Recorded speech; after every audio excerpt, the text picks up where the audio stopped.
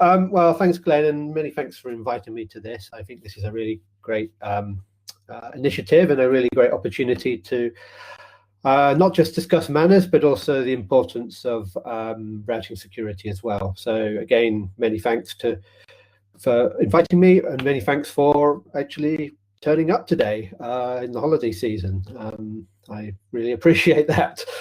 Okay, next slide. So yeah, this is about really, I appreciate there's different levels of technicality in this audience. I think some people are not so technical, and then there's probably some technical experts as well. So I'm trying to find the right balance here. But obviously you can go back and look at some of these slides. Some of the slides I may go over a little bit quickly in the interest of time, but the details are actually on the slides if you want to go back and just review that. I'm going to try and give a balance between the two parts, from beginner's guide to expert guide. So yeah, what is routing and why is it needed? Next slide. So the basic background is that there are just over 70,000 networks that constitute the internet, essentially autonomous systems. And these are identified with a unique autonomous system number, or ASN. Of these 70,000, around 10,000 are what we would call multi-homed ASs. So in other words, networks connected to at least two other networks. And that's really the important statistic that we're interested in. As many of you are aware, that routers use Border Gateway Protocol to exchange reachability information. So in other words, the networks, they each know how to reach. Sorry, next slide. And yeah, so BGP is this language used by routers to communicate with each other and basically generate the roadmaps of the internet. So the networks are identified using 32-bit AS numbers. And these are used to identify all of the sort of hosts and networks under the same administrative domain. So in other words, this would be an ISP or a large enterprise or a government. They would typically have their own ASN. You also have IP prefixes. So these are the blocks of addresses that are linked with these AS numbers. And these are actually used to address and to identify the hosts on the internet, individual hosts on the internet. And these are linked with AS numbers, and these are actually used to decide the routing policies, in other words, where traffic can be sent. In case you're wondering where you get IP prefixes from and AS numbers, these are issued by your regional internet registry. So typically this would be ARIN, RIPE-NCC in Europe, APNIC in the Asia-Pacific region, LACNIC, Latin America, and then of course you've got AFRINIC in Africa. So then the routers are generating these routing tables, basically the roadmaps from the prefixes. The prefixes that are being advertised by the routers that are connected to the internet. So I already mentioned the 70,000 AS numbers, 70,000 or so, and there's, as of December, there were over 850,000 routes on the internet. So just to give an idea of the scale of this. Okay, next slide. Okay, so that's the very basic overview of what routing is. Okay, so what's the problem with this? Next slide. Well, the problem is that BGP been around for over 30 years. It's actually works pretty reliably. It hasn't been updated a great deal in the last sort of 25 years. So it's a well-known, stable, reliable protocol. But the problem is it was designed in an era when you didn't need to have where networks all knew each other. A lot of network administrators knew each other. You didn't really need to have this this concept of verifiable trust. So part of the problem is that there is inherently no trust between all of the different networks on the internet. So there's no validation that the updates that are sent around are legitimate. Essentially, any network can announce any resource, can announce an AS number, it can announce an IP prefix that it doesn't actually possess. And then you have a bit of a problem with trying to identify the networks as well. So the RIRs do a pretty good job with keeping the contact information up to date, but anyone that's worked at an RIR knows some of this is not completely up to date. It's not completely accurate. So particularly for the sort of 5 or 6% of networks that are problematic, you can't always get reliable contact information for these. And the upshot is that basically the routing system is under attack. Next slide. So trying to manage all these relationships. So this diagram was produced by CADA. I think this may be a couple of years old now, but it's essentially trying to map all of the different relationships between all of the different ASNs on the internet. In the middle there, you can see probably the tier 1 operators. So they will often have connections to most other tier 1 operators. And those are the ISPs that are providing basically the connectivity across the internet. Then at the edge, you'll have, tier 2, tier 3 ISPs, and then to your edge networks. But the relationships are pretty complicated. This is like a big spider's web. It's a complete mess. And I just try to illustrate, the complexity of the relationship, trying to manage these relationships on the internet. Basically, it's impossible to do this manually. You've got to rely on much more automated processes. Okay, next slide. So there are basically 3 main problems that we experience on this global routing system. I'm going to explain these a little bit more depth, each of these. But you have, for example, prefix or route hijacking, you have route leaks, and then you have IP address spoofing. Okay, next slide. So a route hijack and difference between a route hijack and a route leak. So either way, it's the illegitimate advertisement of prefixes that's directing internet traffic from an intended path to somewhere else. In general, a route leak is usually accidental, whereas a route hijack is intentional. So you can sort of see in this diagram here, there's an ISP advertising that you can take you to Google, but then there's a sort of an attacker down there also advertising they can take you to Google. Whether they take you to Google or not is a good question. In the case of a route leak, your traffic will possibly get there. In the case of a route hijack, probably not. Next slide. So here we have a route leak. So this is where a network operator that has a multiple upstream provider is accidentally announcing that it has a route to a destination through another provider. So essentially, this means that traffic is being diverted through the wrong path through the internet. Sometimes this will simply cause delays. Often this will cause congestion, and perhaps traffic will be dropped. But in other cases, it can also be malicious. So the traffic can be used for reconnaissance purposes. So the traffic can be scanned. It can be sort of investigated.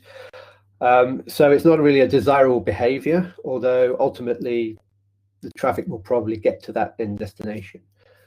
But in the worst case scenario, it won't. So there was a really significant route leak back in probably last year. This is where a relatively small provider in Pennsylvania accidentally leaked a route from another provider, and this had the impact that traffic was being sent to a power utilities company, which essentially created a denial of service attack on that utility. I mean, it was completely unintentional, but it was down to lack of controls, effective controls, and the consequence was big outages for parts of the internet for an extended period. There was also a route leak earlier this year, 2 or 3 months ago, in Brazil, and that actually caused a bit of an outage as well in that part of the world. Okay, next slide. Okay, then you have route hijacking. So this is a little bit more malign. So this is where a network advertises or impersonates another network operator. And this is done for a sort of number of reasons. We're not completely sure whether this has really been done for criminal intent as yet, but what is commonly happening is where, for example, certain governments are trying to impose censorship, so they don't want traffic to reach a particular website. So essentially, traffic is being diverted somewhere else. So they're advertising that let's say Google. They don't want Google to be accessible, so traffic being sent to Google is being diverted elsewhere, perhaps to nowhere. Now the problem is this would be all very well if it stayed within the country or stayed within a particular provider, but if this leaks out, if there's not proper controls, this can cause a lot of traffic to be black-holed into, well, essentially will be black-holed. So there was an example back in 2008, Pakistan Telecom, and this caused a big outage, a regional outage in that sort of South Asia region of the world. And there's been other quite significant cases since then. So again, this is really a really undesirable effect. Next slide.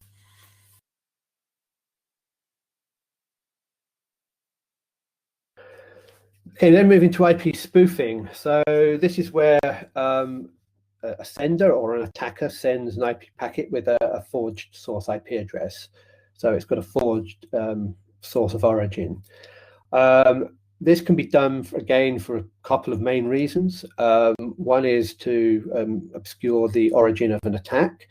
It can be used to persuade a host that it's essentially a friendly site and to accept its traffic.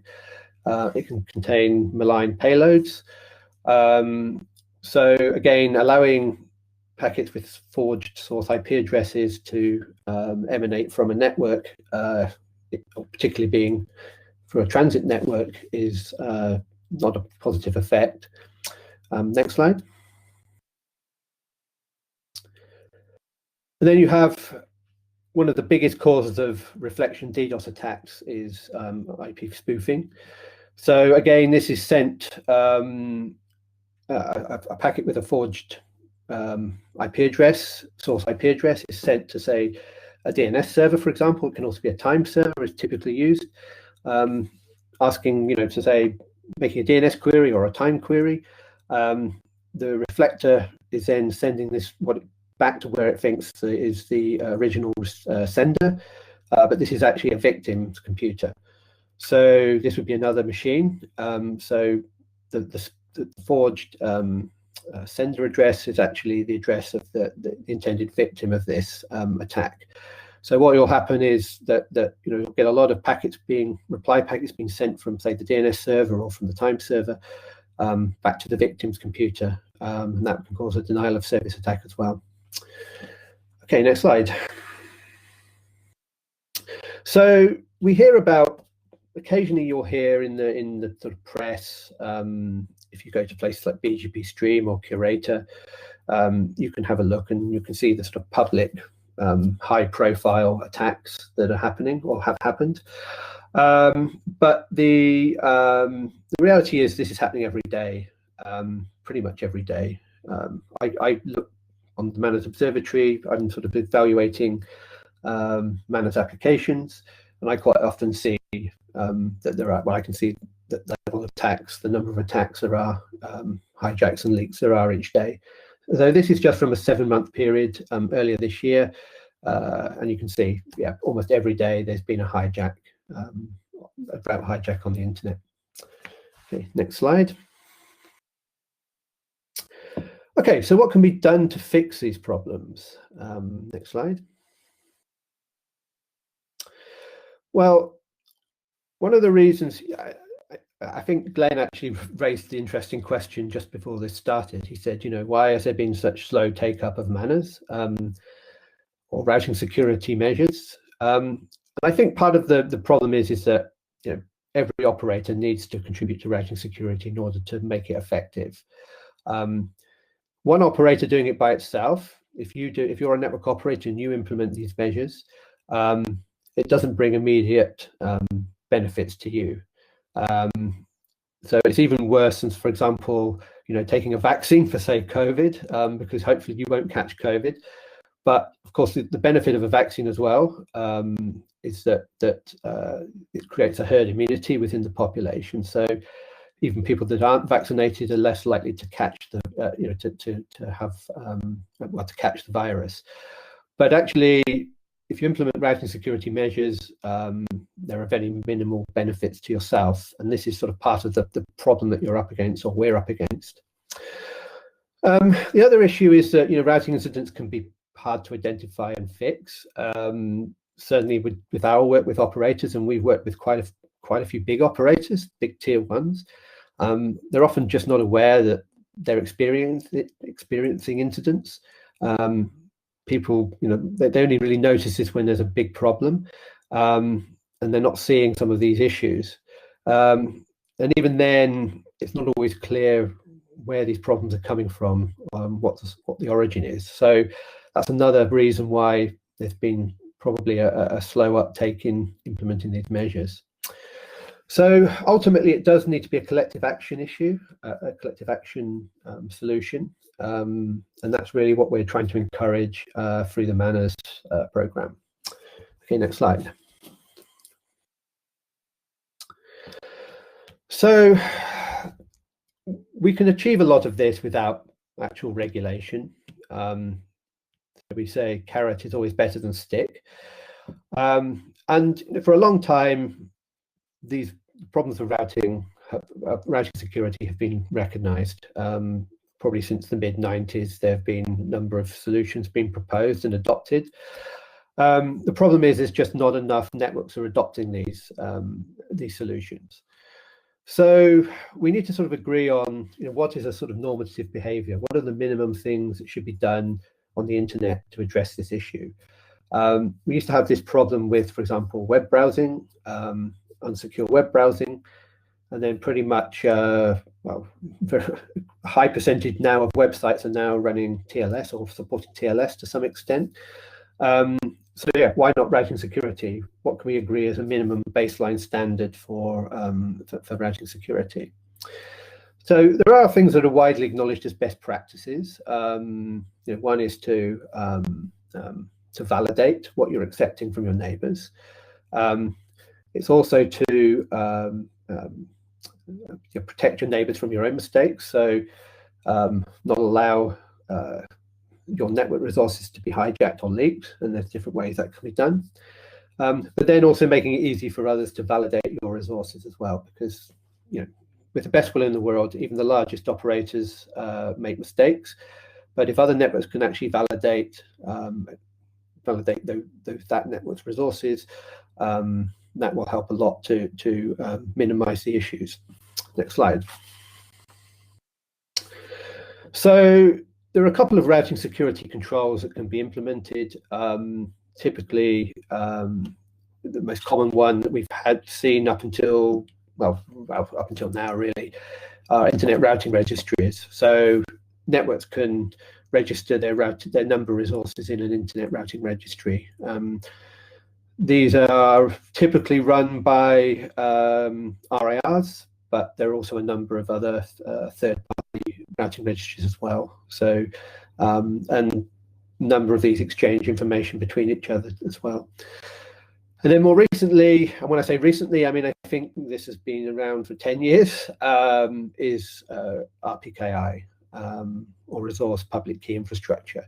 So this allows you to cryptographically verify number resources. Okay, next slide. So yeah, I already talked about the Internet Routing Registry. That's one option. You find, I would say, 90% of network operators are implementing IRR methods to some extent. And then you have RPKI, which is much more recent. And there's probably only about 15% of the internet prefixes have actually been cryptographically signed. So in other words, they have ROAs created for them. These are route origin authorizations. But either way, these methods allow an ASN to announce, to say that this ASN is allowed to announce these particular IP prefixes. Next slide. Okay, so who can actually have an impact on routing security? Well, it's pretty much any service provider. So, for example, we're talking particularly about internet service providers. So those are providing connectivity to end users, to enterprises, to large sites, but also transit providers. So these would be typically the large tier 1 and tier 2 providers. Another important stakeholder are IXPs. So whilst they're not typically running their own networks, they do have memberships. They do have networks in membership. So they have an important role to play in propagating and supporting the use of routing security measures. And then, of course, we have the sort of maybe slightly newer category of content delivery networks and cloud providers. They play an important role in this too. Next slide. So this brings us to MANRS. Some of you may know the acronym. In case you don't know what it stands for, it's Mutually Assured Norms for Routing Security, which I think is a backronym, actually, not a. It wasn't constructed from the original title. But really, this is trying to bring together all of these best practices in routing into a sort of easy to understand package. So we've tried to sort of bundled up these best practices into well-defined actions. And the idea is if you implement most of these actions, it will help eliminate most of the common threats in the global routing system. And it's also based on collaboration amongst participants, and it's about taking shared responsibility for internet infrastructure. Now, we're trying to build this community of responsible network operators through MANRS. So we have 3 programs within MANRS, one for network operators, one for IXPs, and one for CDN and cloud providers. I'm not going to talk too much about the latter 2, because the network operators is really the sort of key one here, but it will pretty much help describe the others as well. Next slide.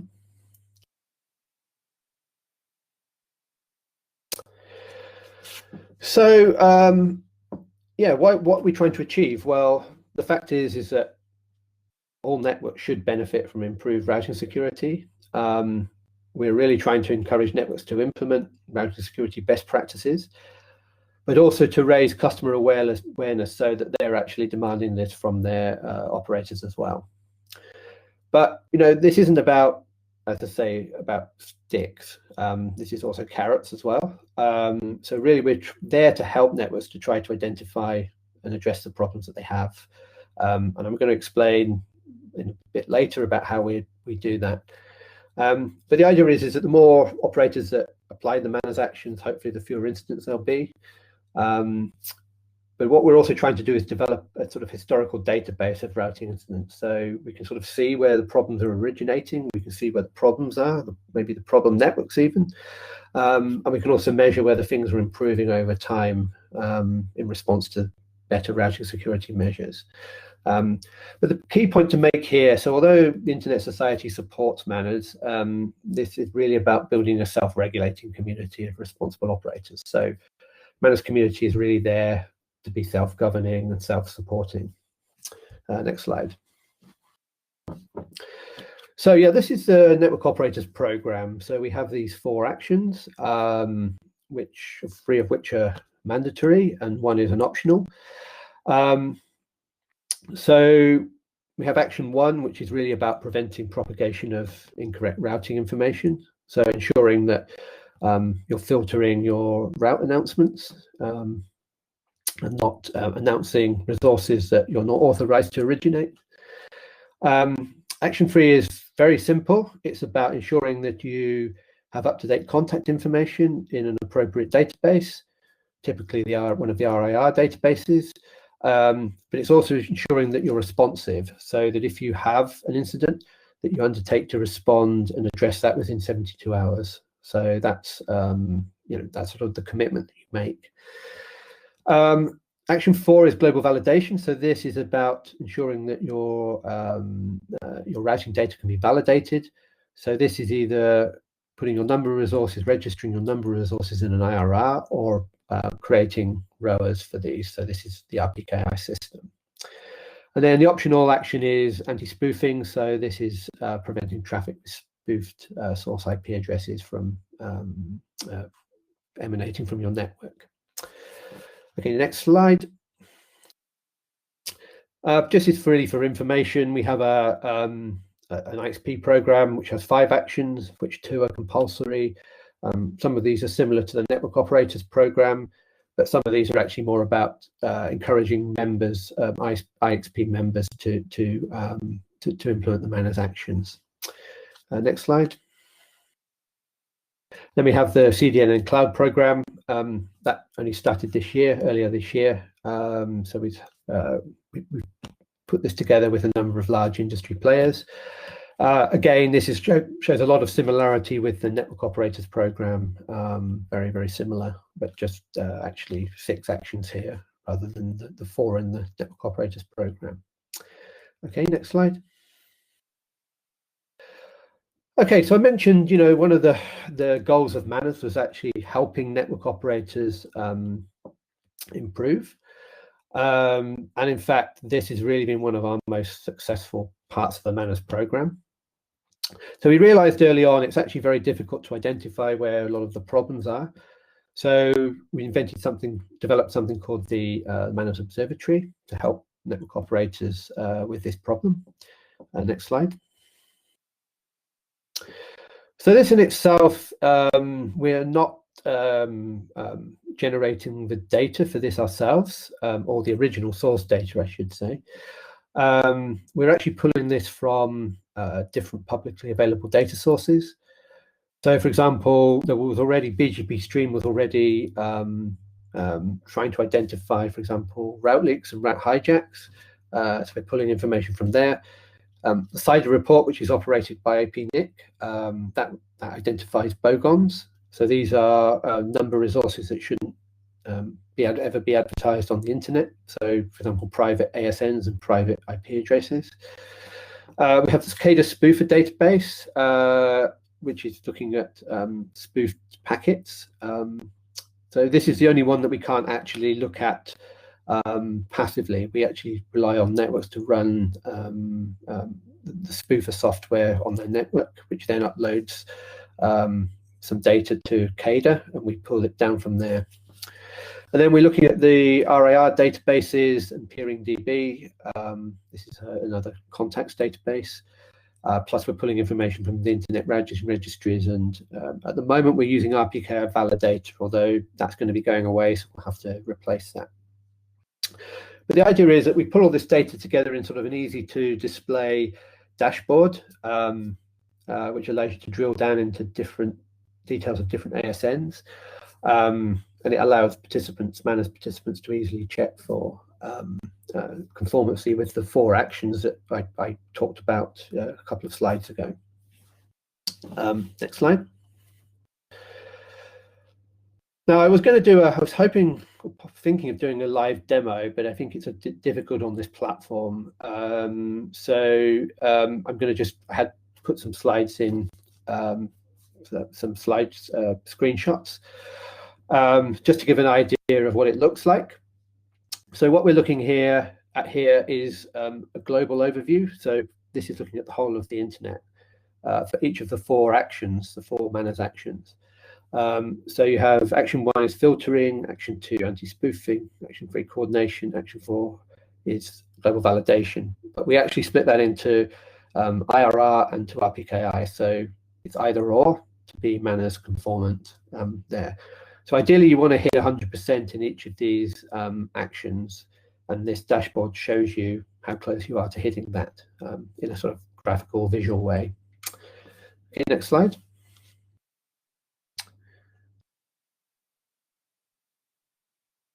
Okay, so you can also look at you can identify individual details for each country, routing incidents, other routing information by highlighting the country. You can actually type this in at the top as well, which is easier because some of the small countries you can't easily identify. It's a good test of geography as well. This and I actually discovered there were a few when we originally launched this. I discovered there were a few territories in the wrong place. Like Åland Islands were in the middle of the Atlantic, which wasn't correct. It should be near Finland.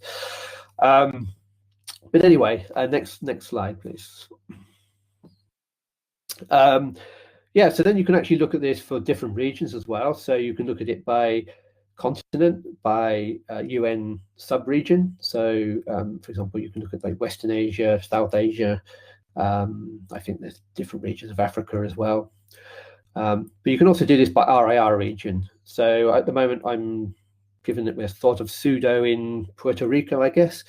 I looked at the ARIN region. So you can sort of see that ARIN, in terms of MANRS conformancy, looks very similar to the global average, maybe a bit worse in terms of RPKI. Next slide. You can do this by country or territory as well. I actually had a look for Puerto Rico earlier, and I can actually look at all the networks in Puerto Rico and check them for their conformancy with each of the MANRS actions. Next slide. So yeah, this would be a listing of all of the networks in Canada. You can't actually see them all on this screen, but you can scroll down on the live demo.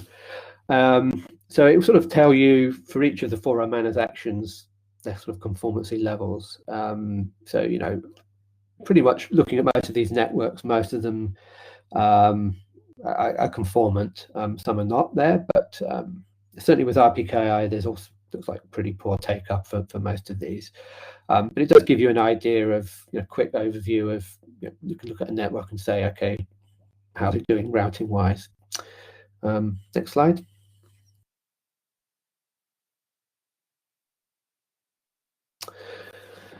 But yeah, this in it, looking at aggregated data, that's very nice. Maybe good for research purposes, but it's kind of quite not very interesting for an individual network operator.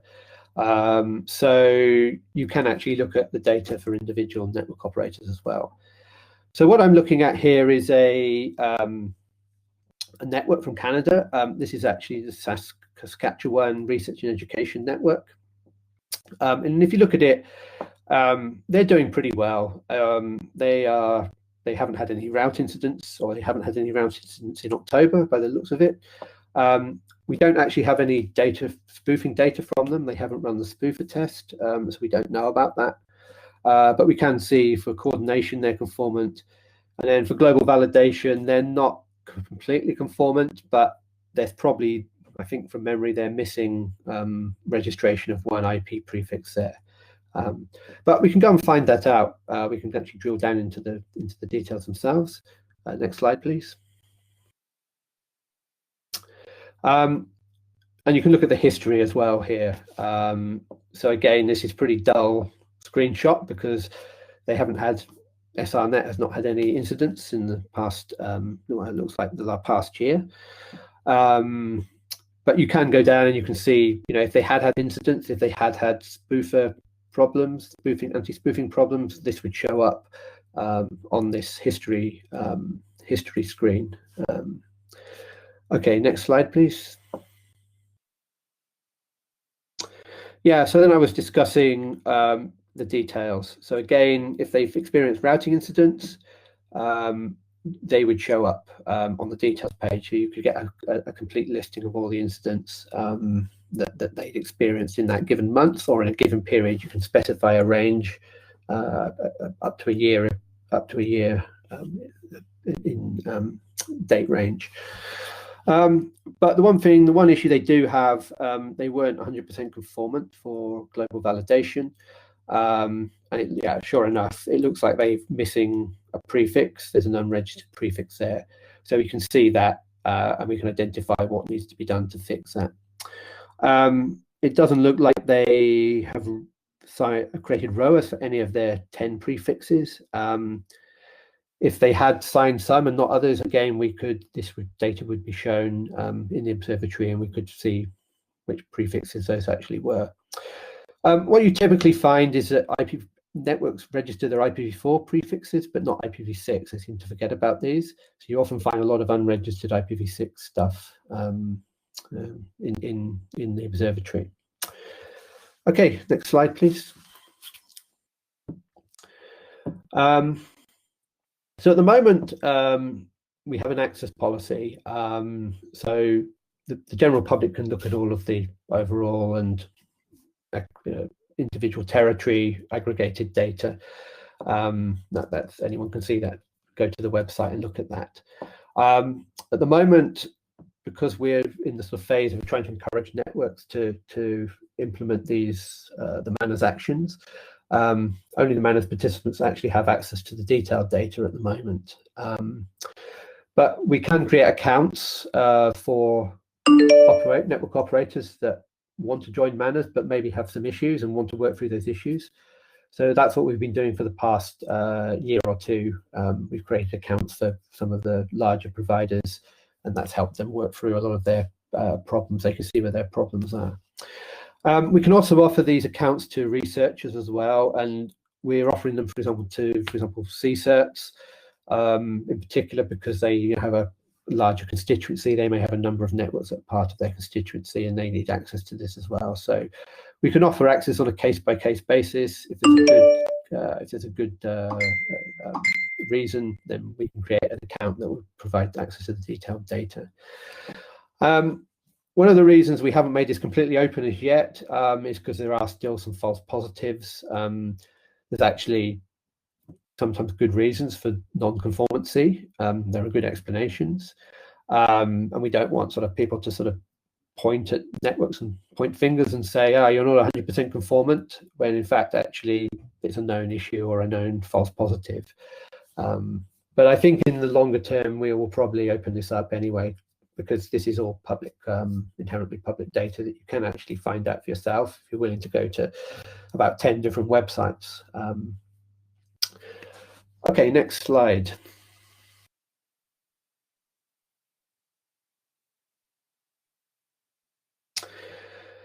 So yeah, you may want to.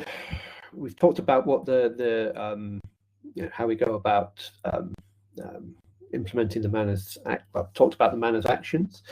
But if you're actually running a network and you're interested in implementing these, so you need the technical information, we do have an implementation guide, and this has actually been written by a number of ISPs, and it's based on a number of BCOP practices that have been well known in the industry. And this by itself has been published as a right document. So it's sort of an industry-supported implementation guide that you can work through for each of the actions and find technical examples and configuration examples of how to implement the MANRS actions. Next slide. Okay, so how successful has MANRS been? Well, 2020 has been a difficult year. I think we can all agree that, but actually it's been really good for routing security because we've seen more than a doubling of operators joining the program and implementing the actions. I think the really encouraging thing is we've seen a large number of large tier 1 providers that have been working with us for the past year to work through a lot of the problems and have actually recently joined MANRS as well. So some of the known worst offenders for routing incidents really have taken it upon themselves this year to make it a year of implement a lot of improvements, and we can actually see that in the observatory and the routing data as well. So that's a really, really positive thing. So we're actually up to over 500 ISPs now, which represents about 660 ASNs. Now, in the context of 70,000 ASNs, of course, it's a slight drop in the ocean. But having said that, some of these are some of the biggest ISPs as well, transit ISPs. And in fact, although we don't have, absolutely empirical evidence of this. We do seem to have seen a decrease in routing incidents in 2020, particularly in the latter half of 2020. So I think that's kind of quite positive news about this, and that it is having some impact on the internet. Okay, next slide. So yeah, if you're interested in joining the MANRS community, if you're a network operator, an IXP, a cloud provider, we have the 3 different programs for you. But actually as well, if you're a CSER, a researcher, you have some interest in routing security, you can also join up as well. We have a number of partners who are not operators themselves, but are supporting the initiative in various ways. For example, we have very interested in training programs. There's only 3 of us really in the MANRS initiative working. So we rely very heavily on people in local communities to support this initiative and spread the word about this initiative as well. So please get involved. We really want to make 2020 another doubling of the levels of participation. We sort of have a 5-year program to get to 10,000 participants, which would really make an impact on the internet. So please get involved, and I'm happy to take any questions. Great, Kevin, we have a lot of questions, but if just leveraging your last slide, Kevin, we unfortunately were not able with this version of Big Blue Button, but newer versions would allow us to do that live demo that you were showing. So perhaps everybody can, if you can just reiterate again, if and we do not assign homework, but for, it may be a great exercise for all of you to go and check your own data. So just reiterate the steps that they need to do to go back and check the data in their own countries. Yeah, they just go onto the website. They can click on either click on the country, if you can actually see the country. If you're a big enough country, like the US is easy enough, and Russia, but if you're like the Federated States of Micronesia, it can be tricky, but you can actually type it in at the top as well. So it's sort of like an autocomplete up there too. So you can get the sort of aggregated data for that. To get the data for individual networks, you need the login access of either a partner or aspirant account. But if you're interested, if you're running a network and you want the information for your network, I can send you a report. I'm very happy to do that. If you just send me the AS of your network, I'll check that. If you need sort of more ongoing support, I'm very happy to grant you a partner account as well if you really need to sort of look at more information. So yeah, basically send me an email. It's a summary. Great. Well, hopefully you'll get tons of emails. As you said, one of the goals here is to raise the awareness how MANRS is a solution to this serious problem. So I'm going to walk through the questions from the bottom up, starting with Zakara. Ask, are there other forums besides MANRS for routing security? Yeah, I mean, yes and no. So this is sort of discussed in various routing working groups. For example, at RIPE, I think they have a routing working group there. I'm trying to remember if Apricot does or APNIC meetings do. I honestly can't remember. And I'm not sure about ARIN and LACNIC. So those sort of would be the obvious other places to discuss this.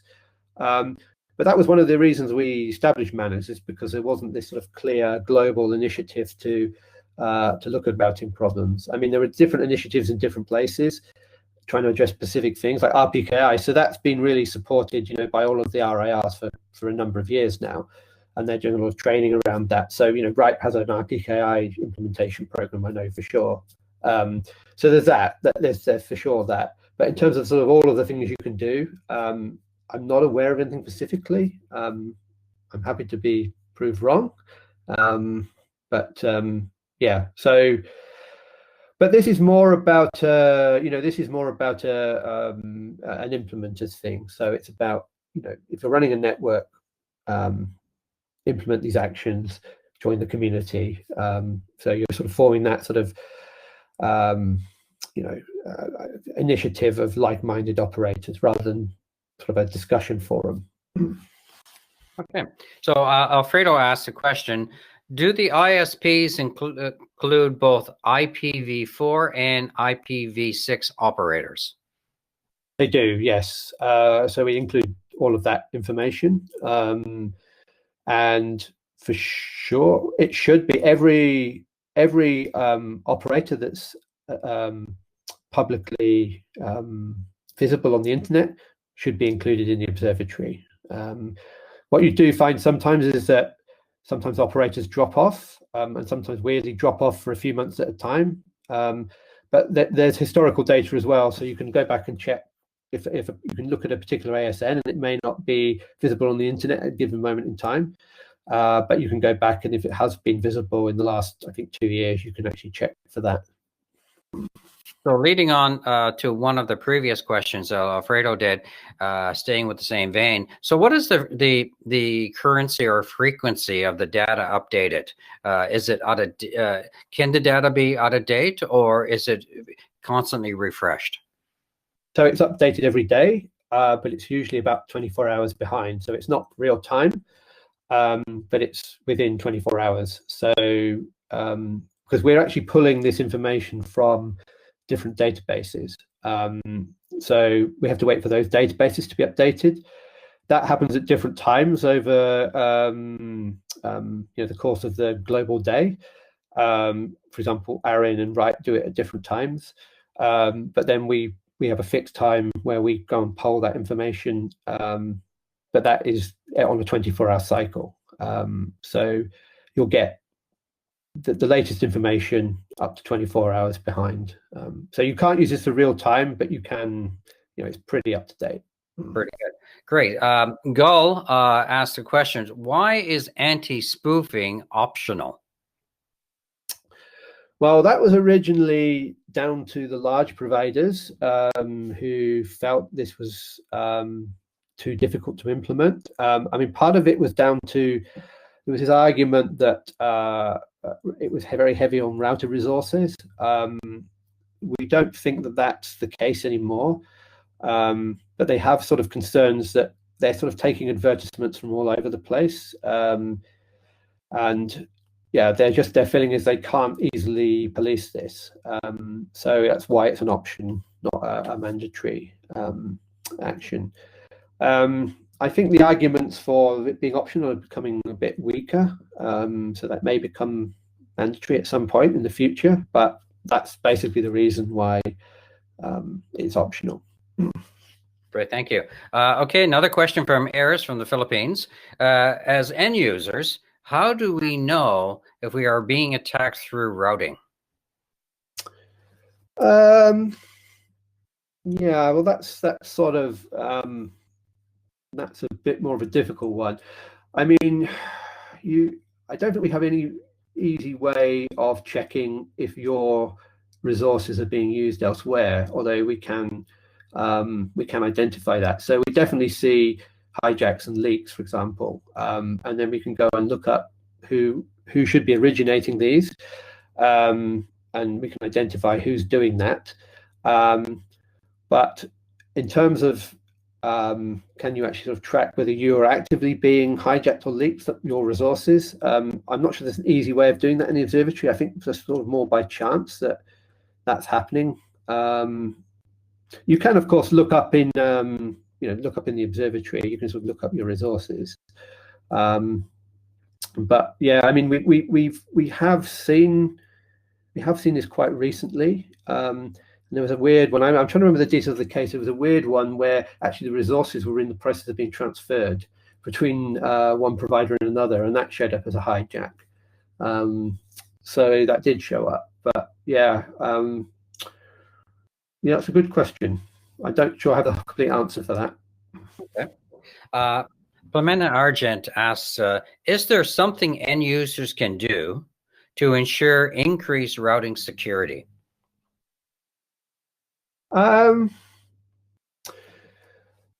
yeah, I think it depends on how you define end users. So, I mean, the obvious one is to to sort of encourage your network provider to implement routing security measures. But I think, obviously, if you're not running if you're running BGP, you can implement all of these things. So, for example, if you're a university, absolutely, you can implement all of these 4 actions. If you're not running BGP, then I think it's more of a case it's more about encouraging your provider to implement these actions, or to maybe choose a provider that's implementing these actions. That would be the sort of the best support. But as well, you can also, there's other things that can be done through, for example, training and spreading the sort of word that routing security is sort of important. Carrying on with the same individual, Plamena asks, what is the reason for the rise of attacks back in April 2020? I'm trying to remember now. I think that may have been so there should be something showing in June or July. I'm trying to remember what the incident was in April, because there was April 2020, I think, was the Verizon one, but that wasn't this year. I can't remember. I did know. Sorry. Okay. If you're interested, I'll have a look it up and let you know, because I honestly can't remember that one. Yeah, not a problem. We have a discussion thread in our session. If you're emailing that answer, or if anyone else knows it too, let's put it as a discussion thread. Back to Alfredo. He asked, could ICANN help include some of the norms or regulations within the registry or registrar agreements? Yeah, I mean, yeah, I guess they could. I mean, MANRS is not really, though. So I'm going to say this. So anything is possible like that. But MANRS, we want it to be more of a voluntary thing that network operators or operators are doing because they see benefit in it. And we really want to be more of a persuasive and more carrot than stick here. Certainly there are things that could be done by other agencies, but actually we think this has been pretty successful just through persuasion. Been working with some big operators, working with them for well over a year, working through the issues, and they've taken a very serious commitment to address these problems. They've said, put their hands up, said, look, we know we've got issues, we know we've got problems, we're not sure how to address them. But working with them and working with the observatory, identifying those problems, we've made really a lot of progress with this. And that's really where we want, at least within MANRS, are coming from, and see the direction it's taking, not so much sort of enforcing this. Back again, staying with Alfredo, he asked earlier on during the session, how does hijackings differ from DNS abuse?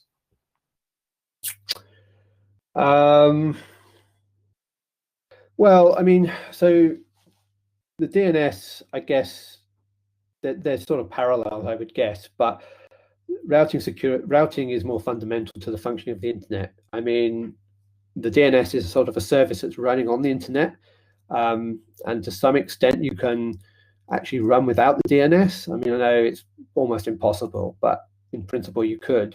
But without routing, if routing is not functioning correctly, I mean, the internet simply won't function correctly, and that's probably the difference there.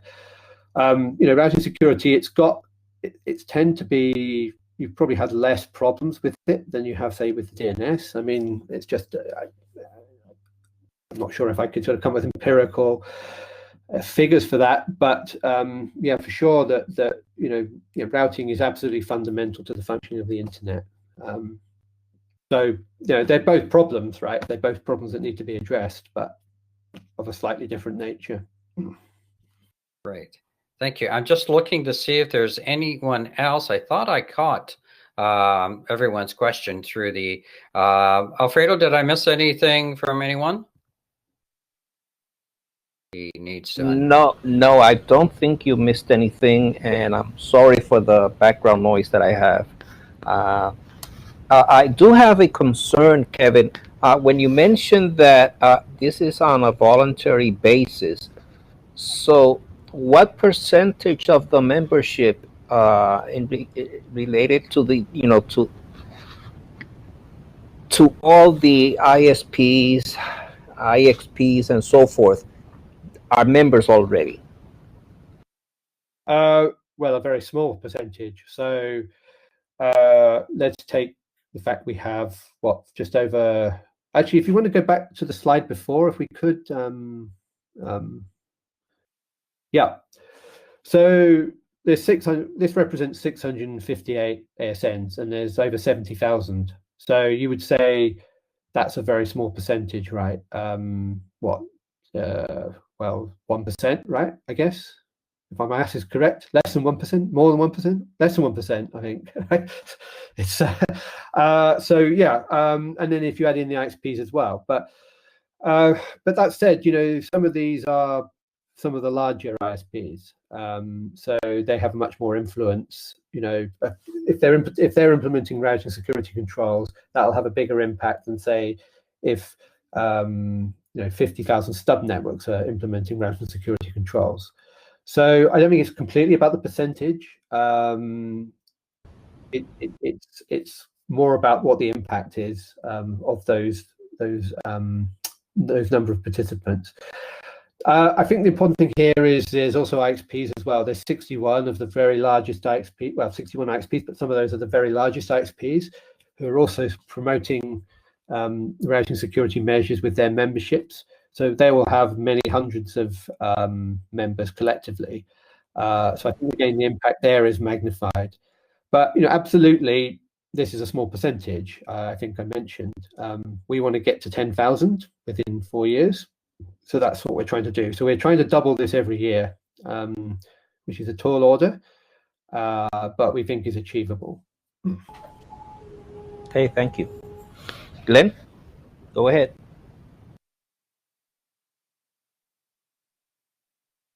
Glenn, you're muted. Sorry about that. A couple of years ago, I shot, and I'll share it with everyone on the discussion thread. It was IEEE Toronto presentation in one of our chapter discussions about security at what we call in Ontario hydroelectric plants or the nuclear plants. And so what was obvious was that whether to be compliant with the U.S. security rules or even from an insurance point of view, one would think, Kevin, that if the insurance industry gets involved with this and they want to reduce risk, and if an ISP is not being proactive and using the best tools in the market, could not the insurance industry step in and say, like in this case, this video that I shot on the security for the nuclear plants, that they say, you ISPs must implement these protocols or you're not going to get insurance. It's sort of you were talking about the carrot and stick. That's something that strikes in my head right away. Yeah, I agree. I mean, I think there's different ways to approach this, and I think that for sure is one. I mean, I really think I would be quite horrified as if I was running a critical service or working in a critical industry, and healthcare could be one of these, that my ISP wasn't taking every possible measure to secure the network. Whether that's DNS or whether that's routing security. Absolutely. I mean, what I can say is we're also talking to the financial sector at the moment. We haven't had a massive impact there at the moment, as to date, but that's something we've been doing this year because they're quite keen on this as well, for obvious reasons. They want to know where their transactions are headed, I guess. So yeah, I mean, I think for sure there's going to be sort of commercial or insurance or third-party pressures to do this because this is proven stuff. It's not that this is experimental. A lot of this is well proven. So yeah, I could definitely see that could come. Yeah, it could be the like you said, the financial markets. And if you want to get funded, that you have these protocols in place. Otherwise, sorry, because there's all a matter of risk, right? So, okay, well, I think we've had a great session. This can go on for a long time, but we wish you so well with the project, Kevin, and your associate Andre and others, because it's playing a very critical role in the security solution situation, and all of us can appreciate the hard work you guys have been doing. And I encourage everybody on the call today and those who will be watching this to take the effort, go to the links that we provided. And Kevin is, like he said, he's available if you want to communicate with him. We'll share, if it's okay, Kevin, your email address, so people to communicate with you on their own country situation. Again, this is the end of it, and I'll just turn to Alfredo. Any final words, Alfredo? Yes, thank you, Kevin, for the vivid and interesting presentation. There was a lot of questions, and we appreciate that. And we wish you a happy New Year, and we know that next year will be better, and we expect to see 800 new members within the MANRS group. Thank you. All right. Thank you very much, and Happy New Year to everybody. Well, goodbye to everybody wherever you are around the world, and have a happy New Year. This session has concluded. Thank you.